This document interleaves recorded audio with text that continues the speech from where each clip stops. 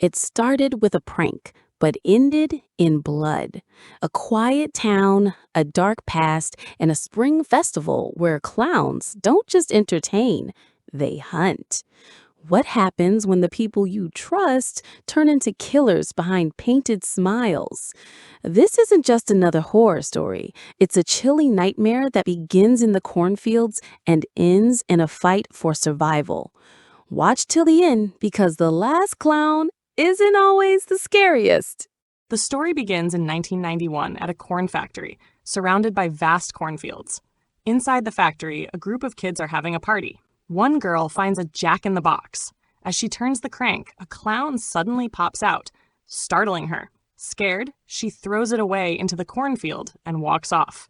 But when her friend follows her, he is shocked to see her covered in blood and vomiting it too. As he tries to run back out of the field, a clown appears from behind and strikes him right in the gut with an axe, killing him. The clown then hangs his body above the cornfield. The scene shifts to nearly a year later. A girl named Quinn moves to this same town with her father. They've come to start a new life after Quinn's mother died from a drug overdose. They've left their old home and memories behind. This new house seems fine, but across the road is a large, burned-down corn factory. Seeing it makes Quinn feel uneasy. She gets ready for school and tells her father.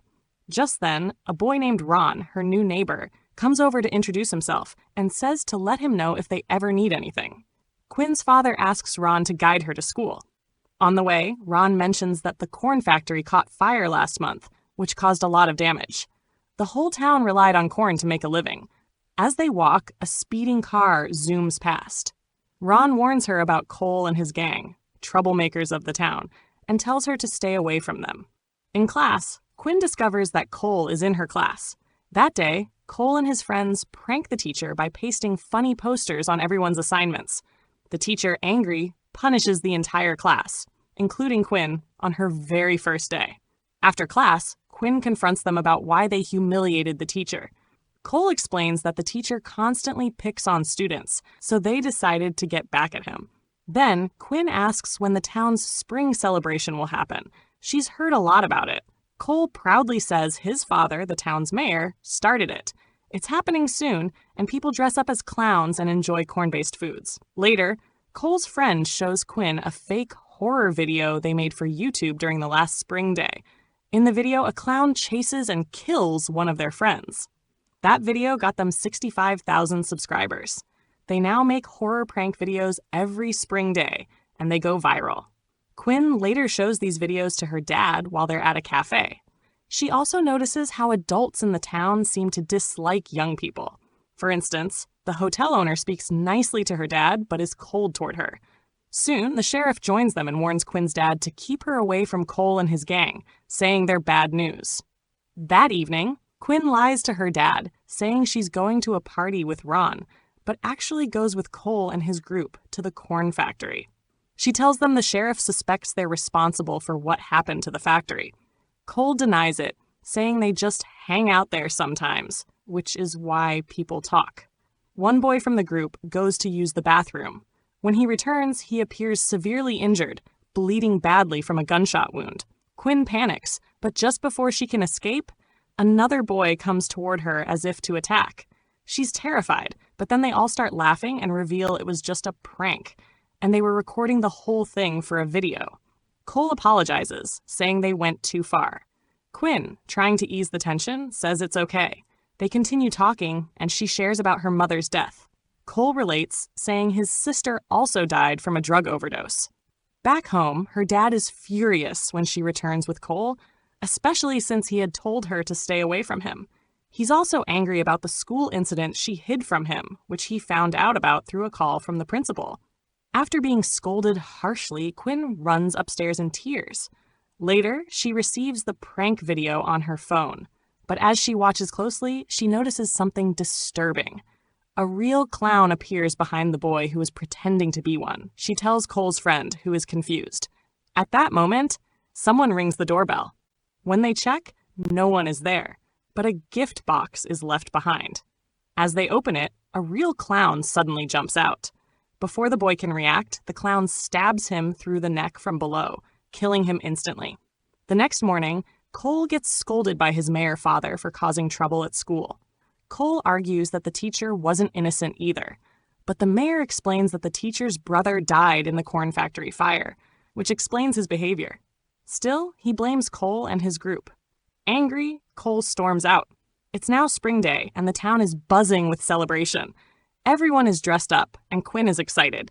She wants to record everything, so Cole lifts her onto his shoulders. His friends go off to make other videos. A parade is underway, featuring a huge clown holding a corn model, along with a miniature version of the corn factory and fields. One of the clown performers accidentally drops a bomb-like device into the model cornfield, which catches fire. The big clown figure collapses, causing chaos. The mayor, furious, thinks Cole and his gang are behind it. Despite having no proof, the police arrest them and put them in jail. The next day, Quinn ends up in jail too. Her father is extremely angry and blames her, refusing to hear her explanation.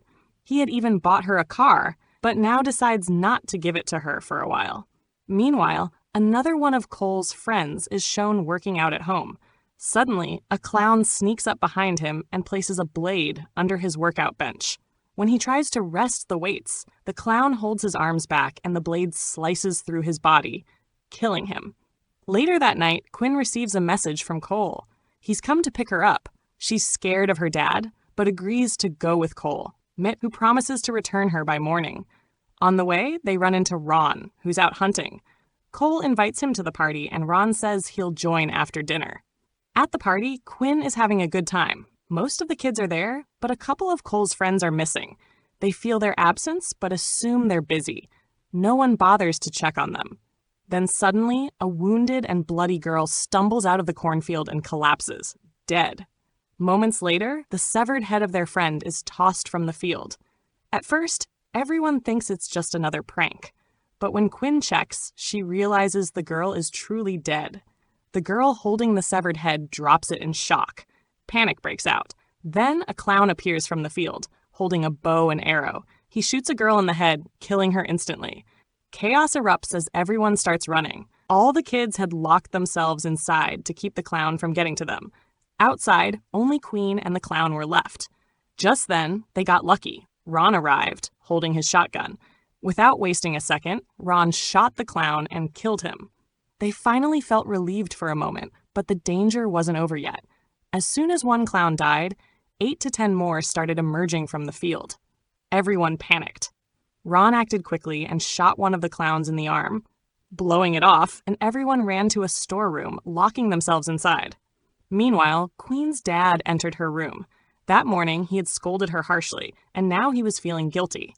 He came to apologize, but realized Queen wasn't in her room. Angry and worried, he stormed out to look for her in town. Back in the storeroom, the kids were a bit comforted by the fact that Ron still had the shotgun.